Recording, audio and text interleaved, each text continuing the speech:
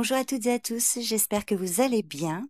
On se retrouve pour le conte du dimanche avec l'oracle des contes de fées. Je vous propose de choisir une de ces images pour découvrir le conte qui se cache derrière. J'ai mis le timing dans la description de la vidéo et en commentaire épinglé. Alors voyez si le message vous parle, il peut concerner une situation en particulier, vous apporter des conseils, mais vous pouvez également écouter le conte juste pour le plaisir, sans attendre forcément un message ou une prédiction. Je vous remercie pour votre présence et je vous souhaite une bonne écoute. Boucle d'or, l'usurpation. Elle goûta d'abord la soupe du grand gros ours, mais elle était trop chaude pour elle, et elle pesta. Elle goûta ensuite la soupe de l'ours de taille moyenne, mais elle était trop froide pour elle, et elle pesta. Puis elle se dirigea vers la soupe du tout petit bébé ours pour la goûter. La soupe n'était ni trop chaude ni trop froide, exactement comme il fallait. Et Boucle d'or l'aimait tant qu'elle l'avala jusqu'à la dernière goutte. Mais la vilaine pesta contre le petit bol de soupe parce qu'il n'en avait pas contenu assez pour elle. Dans ce conte relativement récent, une jolie petite fille blonde entre dans une maison qui appartient à une famille. Elle mange la nourriture de ses habitants, s'assoit sur leur chaise et dort dans leur lit. Et c'est son attitude arrogante dans tous ses actes qui pousse à dire que cette carte représente ceux qui croient que tout leur est dû et qui profitent des familles des autres.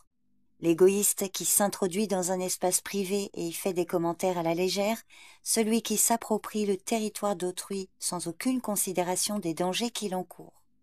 Car Boucle d'or pour les ours n'a rien d'un adorable petit enfant, elle est un envahisseur.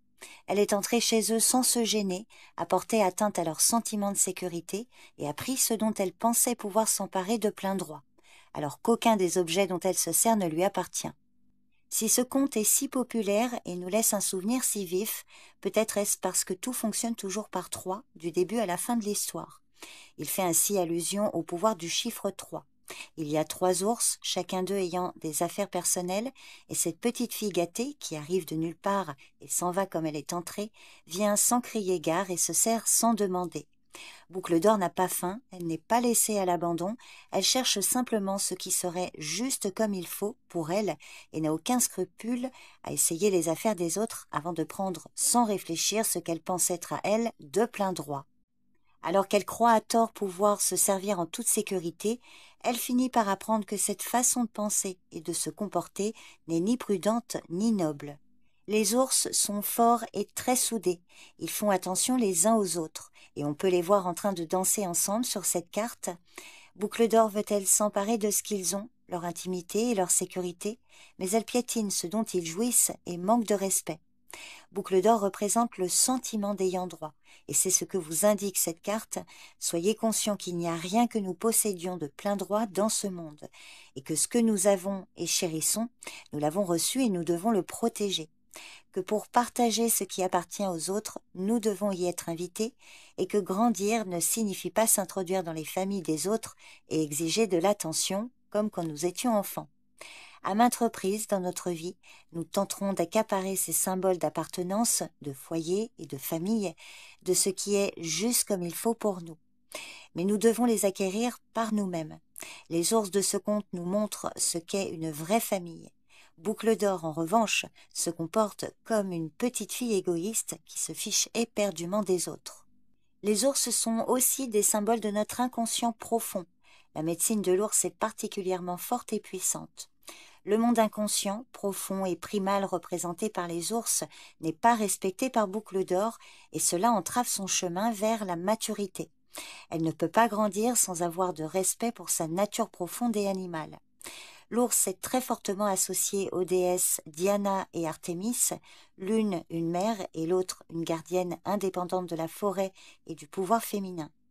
Boucle d'or brûle d'envie de grandir, mais elle ne le pourra pas tant qu'elle n'aura pas appris à respecter et à craindre à juste titre ce qu'elle ne peut comprendre. Et le seul moyen qu'elle a de comprendre ce que sont et ce que possèdent les ours est de se comprendre elle-même. En comprenant son être véritable, elle renaîtra dans la sagesse. À l'instar de l'ours qui émerge de sa grotte après avoir passé l'hiver en hibernation, elle rayonnera en devenant adulte, femme, déesse. Elle manque de respect à la force, au pouvoir, à la ténacité et à l'endurance pure et simple de l'ours. L'ours est aussi le père, comme avec Odin, et l'ours est le bébé, la nouvelle vie, le petit qui vient au monde. L'ours est la sagesse et le respect, et c'est ce message que cette carte vous transmet. Qu'avez-vous besoin d'apprendre, d'étudier, de respecter pour pouvoir dépasser un stade puéril et arriver à pleine maturité? Alors maintenant, je vais vous donner les différents thèmes abordés par cette carte. Voyez quel point vous parle le plus.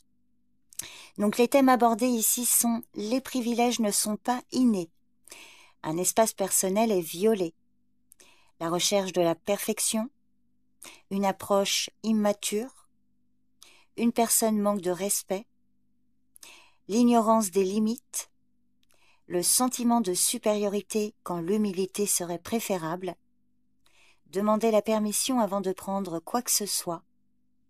Apprenez de vos erreurs. Soyez prudent face aux dangers potentiels.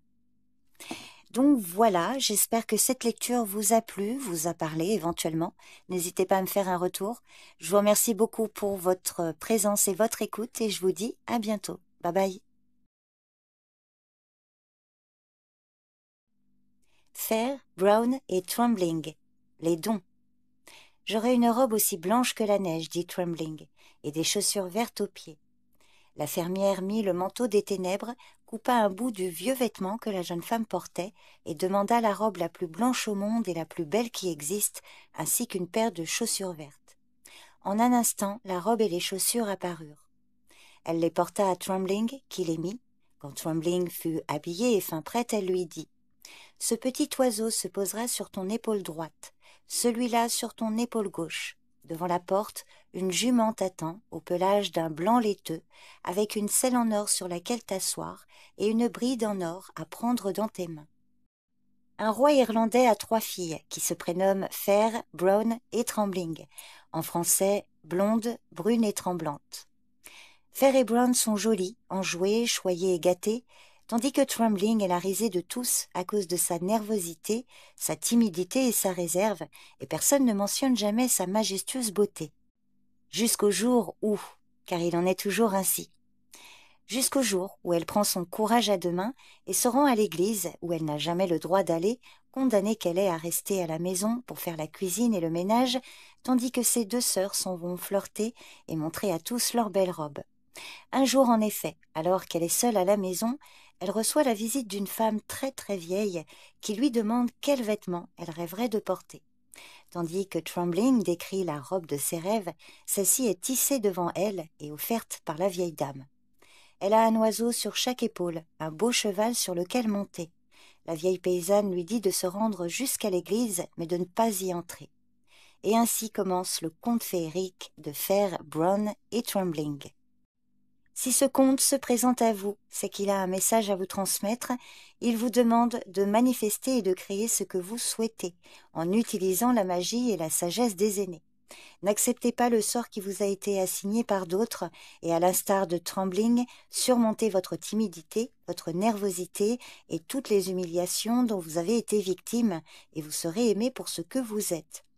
C'est aussi une forme de mise en garde, vous enjoignant de rester à distance des lieux de culte, de vous assurer que la nature sauvage est votre refuge et votre temple. Cette histoire nous montre encore que lorsque nous avons une bonne étoile, il est important de n'accepter que la main d'une personne qui nous respecte pour ce que nous sommes, qui est prête à nous protéger, à se battre pour nous et à partir à notre recherche si nous sommes perdus. En résumé, c'est un conte sur l'estime de soi. Car sachez que ce sont peut-être votre singularité et votre réserve qui font de vous la personne la plus précieuse et la plus digne d'être aimée aux yeux de tous. Ce conte vous rappelle aussi que la grâce que vous attirez à vous peut parfois être convoitée par d'autres personnes de votre famille qui n'ont jamais été bonnes envers vous. Sachez-le, si la chance n'est venue qu'à vous, alors c'est à vous de l'utiliser. Ne la laissez pas à d'autres, il n'y a que vous qu'elle pourra rendre heureuse. Ou heureux. Alors maintenant, je vais vous donner les différents thèmes abordés par ce conte. Voyez quel point vous parle le plus. Donc ici, les thèmes sont une assistance divine, suivre une autre voie que la religion traditionnelle. La féerie est une récompense en soi. Les générations suivantes vous remercieront pour un service que vous avez rendu avec joie. Un amour durable. N'étouffez pas la lumière d'un autre. La sagesse d'une aînée. Voilà, écoutez, j'espère que cette lecture vous a plu. Je vous remercie beaucoup pour votre présence et votre écoute et je vous dis à bientôt. Bye bye. Le souterrain de cristal. Les blessures. D'après un vieux proverbe, celui qui cherche ce qu'il ne devrait pas trouve ce qu'il ne voudrait pas. Une histoire d'amour secrète entre une belle jeune princesse et un beau prince se déroule de la façon la plus étrange. Comme ils vivent loin l'un de l'autre, ils font usage de magie pour créer un souterrain de cristal enchanté dans lequel ils courent l'un vers l'autre chaque nuit, nus, avant de rentrer dans leurs châteaux respectifs au petit matin. Le souterrain de cristal représente la fragilité de ce que nous cachons aux autres. La nudité, notre vulnérabilité dans l'amour. La princesse a 2 sœurs qui découvrent son amour et dans leur jalousie déguisée en inquiétude, elles brisent le souterrain de cristal juste au moment où le prince y entre, le laissant nu, brisé, saignant pour l'être aimé. Comme le cristal est enchanté, ses blessures ne peuvent pas guérir et il est séparé de son amour, mutilé et impuissant face au sang qui continue de couler jour après jour. Le père du prince, le roi, lance un appel à travers son royaume pour trouver la meilleure des guérisseuses et promet la main de son fils à celle qui soignera ses plaies affreuses. Lorsqu'elle apprend ce qui s'est passé, la princesse se met en route et pénètre dans la grande forêt à la recherche d'une plante magique pour guérir ses terribles blessures. C'est alors qu'elle entend 2 ogres en train de parler du prince. D'après eux, le seul moyen de le guérir est d'étaler de la graisse d'ogre sur ses coupures. Elle vient à leur rencontre, leur faisant croire qu'elle est perdue dans les bois, et les ogres la font entrer dans leur chaumière dans l'intention de la manger. Là, ils se mettent à boire, se réjouissant à l'idée d'avoir une princesse comme prochain repas. Mais cette dernière attend qu'ils s'écroulent, ivres d'alcool et de fatigue, pour les tuer et récolter la graisse de leur corps. Elle emporte cette graisse avec elle, qui brille et scintille de magie secrète, et se couvre le visage de boue pour que personne ne la reconnaisse. Elle étale ensuite la graisse sur les blessures de son amant, qui guérit. Et les cœurs qui les avaient trahis meurent dans les flammes d'un grand feu que le peuple a allumé pour elle. Le prince et la princesse sont enfin ensemble, au grand jour et dans l'éternité de leur amour. Si cette carte apparaît, elle peut indiquer que vous êtes puni par d'autres pour des sentiments que vous avez gardés cachés. Certains ont cru qu'il était légitime de connaître toutes vos émotions et peut-être même d'avoir le droit de vous dire avec qui vous pouviez être. À présent, ils savent que vous avez tenu quelque chose en secret et ils veulent vous punir. Il est temps pour vous de commencer à reconnaître les sentiments que vous avez enfouis si profondément. Et maintenant que le pire est arrivé, sachez que si vous restez authentique, vous parviendrez à traverser cette épreuve et à trouver une solution. Vous devrez faire preuve d'intelligence et ne pas exposer vos vrais sentiments à d'autres dangers. Sachez que vous ne devez rien à ceux qui veulent vous contrôler et que très bientôt, vous serez libre et heureux ou heureuse dans les bras de votre amour si vous restez fidèle à votre cœur et si vous êtes courageux. Alors maintenant, je vais vous donner les différents thèmes abordés par ce conte. Voyez quel point résonne le plus. Donc les thèmes ici sont un amour secret, la tentative de garder les choses pour vous-même. Cacher la vérité sur vos sentiments peut amener des souffrances et des incompréhensions. Regardez la peur dans les yeux. La solution repose dans ce qui vous terrifie le plus. Nous sommes tous vulnérables en amour. Les blessures de l'amour peuvent être guéries grâce au courage. Une guérison des blessures de l'amour. Voilà, écoutez, j'espère que cette lecture vous a plu. Je vous remercie beaucoup pour votre présence et votre écoute et je vous dis à bientôt. Bye bye.